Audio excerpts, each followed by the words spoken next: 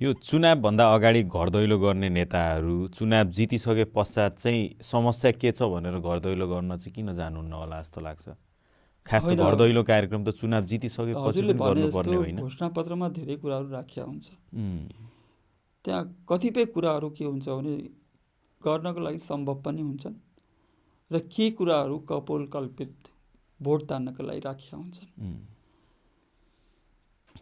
अब त्यो गर्न एकदम कठिन छ है फेरि यो देशमा। अ, भनेको कुरा गर्न एकदम कठिन छ, किनभने जुन संयन्त्रबाट जुन प्रक्रियाबाट हामी त्यो कुराहरू गर्नको लागि अगाडि बढ्छौँ त्यसबाट सपोर्ट हुँदैन। आज स्थिति कस्तो छ देशको भने वर्तमान स्थिति मान्य प्रतिनिधि जनप्रतिनिधि फाइल एउटा टेबलबाट अर्को टेबलमा सर्न सक्दैन। उसले पिउनलाई समेत हात जोडेर भाइ यो लग्दे भन्ने स्थिति छ। चपरासीलाई गएर जनप्रतिनिधिले पहिला नमस्ते गर्नुपर्ने स्थिति छ, किनभने भित्र काम त जम्मै उनीहरूले जानेका छन्। र यो परम्परा जुन सुरु भयो यसले यस्तो बनाइदियो कि मलाई कहिले बडा दुःख पनि लाग्छ। त्यहाँ म जान्छु कहिलेकाहीँ सिंहदरबार, अस्ति दिएको फाइल कहाँ छ, खै हजुर कहाँ छ, मैले त फलानालाई दिएँ, उहाँ त बिदामा बस्नु भएको छ। अब त्यो धनगढीबाट एकजना मान्छे त्यहाँ गएर आफ्नो काम गर्नको लागि अल्झिरहेको हुन्छ। त्यो मान्छे हप्ता दिन छुट्टीमा बस्दियो भने अब अरू फेरि त्यो रिस्पोन्सिबल हुन्न त्यसको लागि, त्यही मान्छे अरूले गरे पनि हुने नि त्यो काम। म चाहिँ एक खाले यो सिस्टमै फेलियर जस्तो भइसक्यो कि यो के कारणले गर्दा भने चाहिँ यो मान्छे कहिले भेटिने कहिले नभेटिने, त्यसले त्यो समय लम्बिँदै जाने, मान्छेको खर्च बढ्दै जाने, खर्च हुँदै जाने, अनि यसले गर्दा चाहिँ यो सिस्टम नै फेलियर भयो भन्ने कुरा चाहिँ हामीलाई लाग्यो छ हजुरको। अब हामी त अब पोलिटिक्सको मेन स्ट्रिममा छौँ होइन। अब हामी जस्तो मान्छेलाई त्यो फिल हुन्छ भने एउटा साधारण जनताले त्यसलाई कसरी बुझ्छ ल भन्नुहोस्।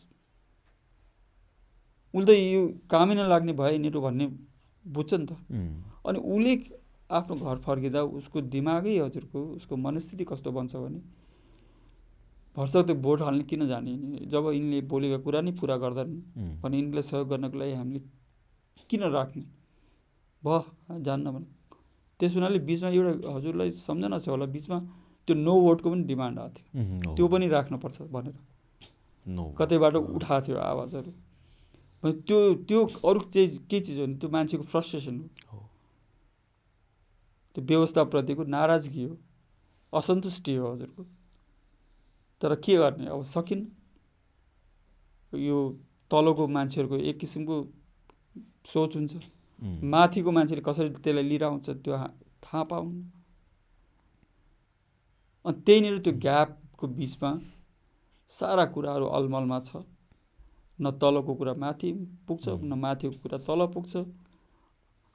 यो संरचना नै यस्तो खराब छ हजुरको। अब के भन्नु, अब त्यो मैले त यसलाई यत्रो वर्ष सभापति हुँदा पनि अथवा त्योभन्दा पहिला पनि देखेको, झेलेको, सुनेको भएर पनि मलाई वास्तवमा हजुरले भन्नुहुन्छ भने मलाई पनि कति चित्त बुझेको छैन। है अब म प्रतिस्पर्धा गर्न जाँदैछु त्यो आफ्नो ठाउँमा होइन।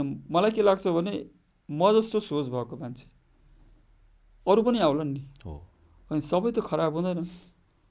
अनि राम्रो राम्रो मिलिकन पनि अर्को केही नयाँ कुराहरू गर्न सकिन्छ, के सुधारका प्रयासहरू गर्न सकिन्छ।